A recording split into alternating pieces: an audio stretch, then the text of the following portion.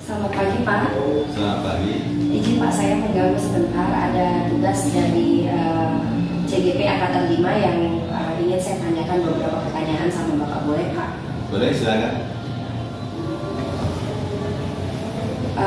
Ini pertanyaan pertama ya Pak. Selama ini bagaimana Bapak dapat mengidentifikasi kasus-kasus yang merupakan dilema etika atau rujukan moral? Untuk pertanyaan yang sudah disampaikan tadi bagaimana ya, saya dalam menyelesaikan kasus-kasus dilema etika, yang pertama saya mengetahui kasus dan menetapkan kasus yang akan saya selesaikan yang terkait dengan dilema etika ataupun rujukan moral.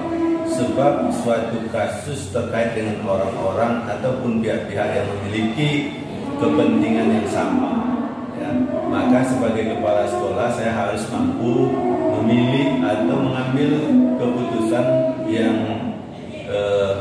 dengan nilai-nilai kebajikan. Sebab di sini kita melihat dan mengumpulkan data yang terkait akan masalah harus diselesaikan dengan menguji setiap keputusan yang akan kita ambil. Ya, apakah terkait dengan peraturan atau peraturan-peraturan yang berlaku atau sesuai dengan legal standing ya, regulasi yang berlaku. Oke, baiklah. Untuk pertanyaan kedua ya Pak, selama ini bagaimana Bapak menjalankan pengambilan keputusan di sekolah yang Bapak pimpin, terutama untuk kasus-kasus di mana ada dua kepentingan yang sama-sama benar atau sama-sama mengandung nilai-nilai kebajikan?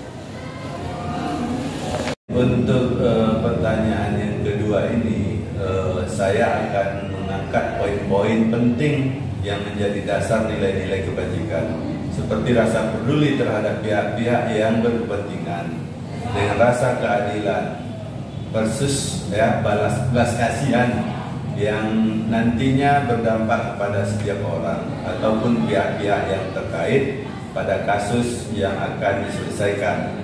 Ya, itu kira-kira jawaban yang bisa saya berikan. Baiklah, ini untuk pertanyaan yang ketiga Pak. Langkah-langkah atau prosedur seperti apa yang biasa Bapak lakukan selama ini? Saya dalam mengambil keputusan yang mengenai dilema etika ini ada dua cara yang saya lakukan. Yang pertama, mengambil keputusan dengan nilai-nilai kebajikan dan rasa peduli, dan saya menentukan siapa saja yang terkait dalam menyelesaikan kasus tersebut.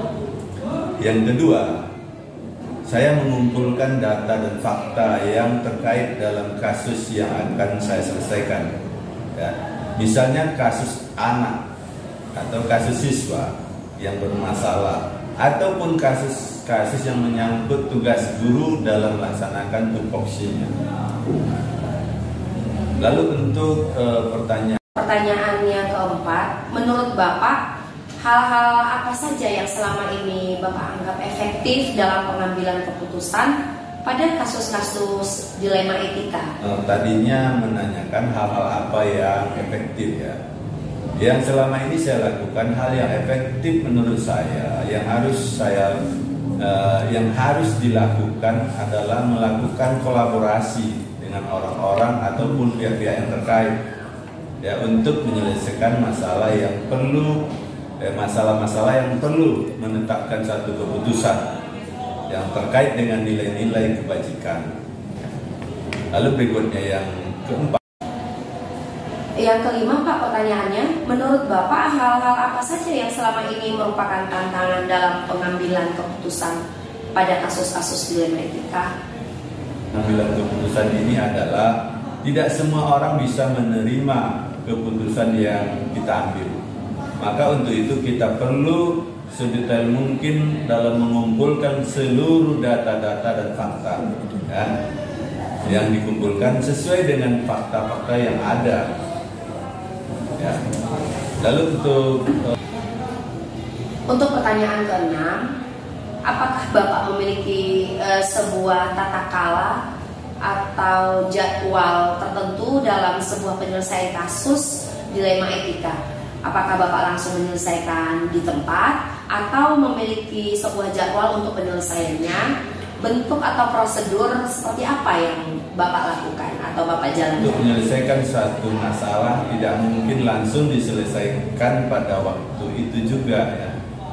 Nah, saya harus melakukan koordinasi dengan beberapa stakeholder ya, seperti Wakasek ya, guru yang terkait ya, untuk menyelesaikan kasus tersebut.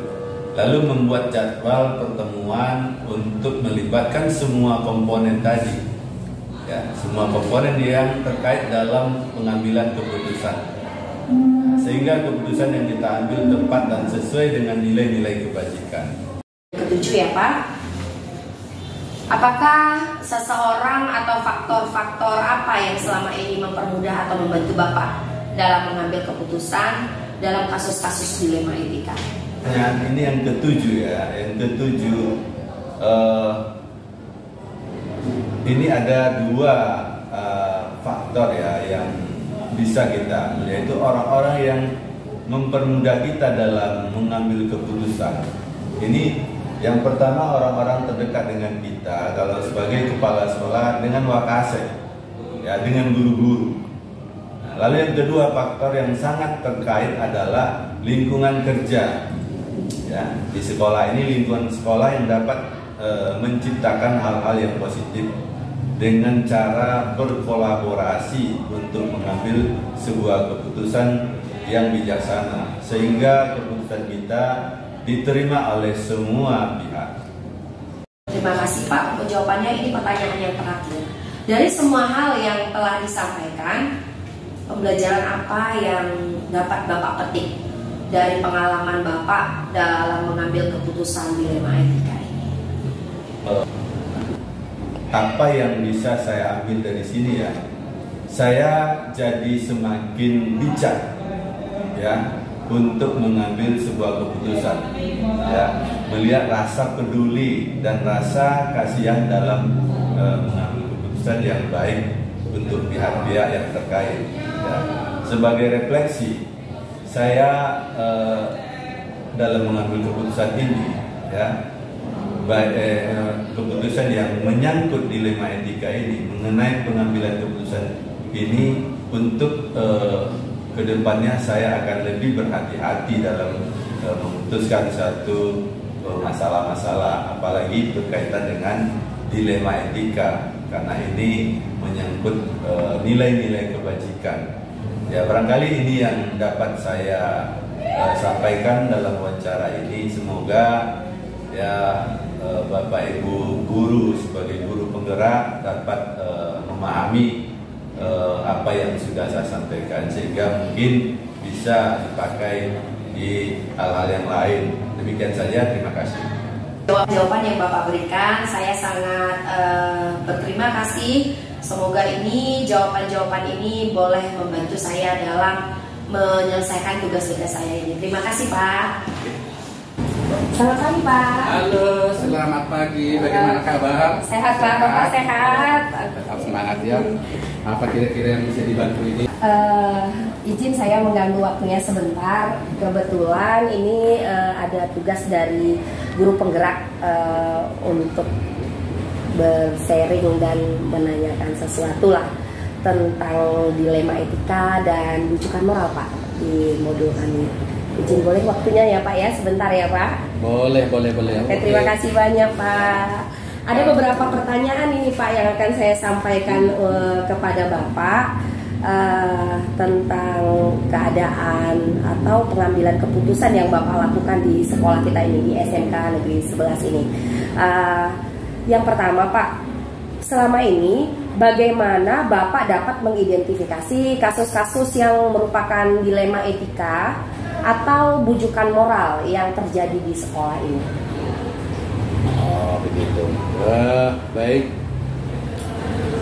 Pertama saya mengapresiasi dulu kepada Ibu. Artinya saya bangga dengan Ibu. Terima kasih Pak. Menjadi calon guru penggerak, ya, calon guru masa depan, dan kita berharap semoga sukses. Nah, terkait kepada tugas Ibu, ini dalam hal CGP ya? Iya benar Pak. itu tadi tentang bagaimana cara pengambilan keputusan ketika ada persoalan-persoalan tentang apa tadi? Dilema etika atau bujukan moral. Nah, sebagai kepala sekolah, yang pertama begini, kita sudah sering menghadapi itu dan memang membutuhkan kompetensi-kompetensi untuk penanganan permasalahan tersebut. Nah, pertama yang kita lakukan itu adalah kita kumpulkan dulu data-datanya, kita analisa, kita evaluasi, nah baru nanti kita coba sharing dengan dia, baru bisa kita ambil keputusan. Ya, supaya nanti keputusan yang kita ambil itu tidak menyalahi katakanlah aturan-aturan ataupun regulasi, apalagi yang sifatnya bisa merugikan sepihak. Oke, baiklah Pak. Untuk pertanyaan yang kedua Pak, jadi bagaimana Bapak menjalankan pengambilan keputusan di sekolah ini, terutama untuk kasus-kasus yang ada dua kepentingan itu dia sama-sama benar. Jadi dia sama-sama mengandung nilai kebajikan, mungkin terjadi antar guru gitu ya Pak ya, sama-sama benar nih. Kira-kira bagaimana Bapak mengambil keputusannya? Nah, di sini memang dibutuhkan artinya apa? Kebijakan atau keputusan serta kehati-hatian kita, karena kan jangan sampai nanti dalam mengambil keputusan itu ada kesalahan. Nah, untuk mengambil keputusan ini saya biasanya melibatkan guru-guru senior, kemudian wakil-wakil saya duduk bersama, supaya nanti keputusan yang kita ambil itu tidak menjadi sandungan bagi kita, karena kan yang sana pun kita ambil sebetulnya betul, yang sini pun kita ambil betul, tetapi kan kita mencari yang lebih betulnya. Kira-kira begitu. Jadi kita melibatkan baik guru senior maupun pejabat-pejabat yang ada di sini. Ya, jadi melibatkan mungkin PKS-nya ya Pak ya. Gitu ya. Pertanyaan selanjutnya Pak, hal-hal apa saja kira-kira menurut Bapak yang menjadi tantangan dalam mengambil keputusan pada kasus-kasus yang seperti itu, dilema etika seperti itu ya, sebenarnya dia benar, semua benar gitu. Apa tantangan yang Bapak rasakan atau Bapak hadapi kira-kira? Ini kan bisa menjadi dilema karena begini dia, kedudukannya benar, jadi memang harus hati-hati betul kita mengambil keputusan kita. Artinya begini, kita harus bisa memisahkan mana yang benar, mana yang apa. Artinya jangan sampai ada kita terpengaruh daripada jiwa emosional atau ikatan batin. Karena kita harus berdasarkan fakta tanpa memandang itu dari segi katakanlah temuan kedekatan. Selanjutnya Pak, untuk pertanyaan selanjutnya, apakah Bapak memiliki tata kala atau jadwal tertentu jika menemukan masalah gitu? Apa langsung menyelesaikannya atau ada jadwal-jadwal yang Bapak susun sebelumnya untuk menyelesaikan kasus jika ada kasus seperti itu dilema etika? Oh begini, tergantung kasusnya sebetulnya. Ketika kasusnya itu ada besar, tentu kita harus belajar dulu ini. Kita pelajari, artinya jika itu memang membutuhkan orang-orang yang bisa kita ajak diskusi untuk memutuskan itu, kita buat jadwalnya. Tetapi ketika persoalannya tidak begitu kompleks, mungkin tidak langsung pada saat itu, tetapi dalam waktu dekat itu bisa kita selesaikan. Ya. Tetapi ketika persoalannya itu kompleks, ketika kita berjadwal harus ada undang daripada rekan-rekan itu guru senior, SPKS tadi yang saya sebutkan tadi untuk mengambil keputusannya supaya persoalannya bisa terselesaikan. Untuk saya tanya lebih spesifik nih ya Pak ya, adakah seseorang atau faktor-faktor yang selama ini mempermudah Bapak atau membantu Bapak untuk pengambilan keputusan atau kasus-kasus dilema etika? Secara spesifik ada nggak si A atau gimana gitu, atau yang menghandle bagian ini begitu untuk kasus-kasus yang dihadapi seperti ini, atau teman sharing Bapak? Oh, jadi tentu karena kita di sini menjalin kekeluargaan yang sangat akrab. Jadi ketika ada kasus-kasus seperti ini sebetulnya banyak rekan-rekan yang memberikan masukan-masukan. Nah, kalau secara spesifik biasanya ada di sini guru yang senior, betul-betul dia guru bimbing juga,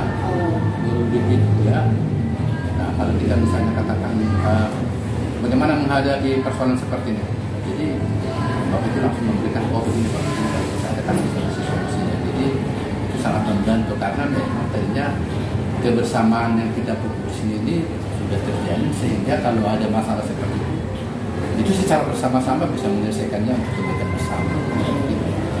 Pertanyaan terakhir ini Pak, dari semua hal yang sudah kita bahas ini yang Bapak sampaikan, saya juga mau ambil satu pembelajaran seperti itu untuk diri saya dalam pengambilan keputusan. Apa kira-kira yang mau Bapak sampaikan, pengalaman Bapak tentang dilema etika atau cara untuk ini. Jadi untuk saya CGV ini bisa jadi belajar Pak untuk mengambil keputusan-keputusan di kemudian hari. Untuk Ibu sebagai calon CGV, karena itu menjadi pemimpin masa depan, saran saya begini. Yang pertama harus kita membaca buku yang terkait pada psikologis tentang orang tua. Nah yang kedua, dimanapun nanti ibu mengajar itu, hubungan daripada kekeluargaan itu harus bisa terjalin bagaimanapun situasinya. Artinya itu yang paling utama. Ketika kita sudah menjadi satu famili yang besar, maka tidak ada persoalan yang bisa dipecahkan. Nah, itu salah kita. Jadi seperti apapun persoalan itu, ketika kekeluargaan itu sudah terjadi, apakah itu apa tadi namanya pertanyaan? Dilema etika atau apapun. Rujukan moral, mudah-mudahan bisa diselesaikan secara bersama-sama. Terutama dari makanya saya sarankan ya kita juga harus banyak membaca buku tentang itu. Berarti kita harus memperbanyak ilmu tentang psikologi juga ya Pak ya, dengan membaca buku gitu ya, berbagai sumber ya, dan sharing-sharing mungkin ya dengan orang tua yang udah memiliki pengalaman begitu ya Pak, dan juga ya menjalin hubungan kekeluargaan ya begitu ya Pak ya. Terima kasih sekali Pak untuk waktu dan sharingnya, ini sangat bermanfaat sekali bagi saya. Sehat selalu untuk Bapak, sukses untuk kedepannya. Terima kasih Pak. Tetap semangat. Terima kasih Pak.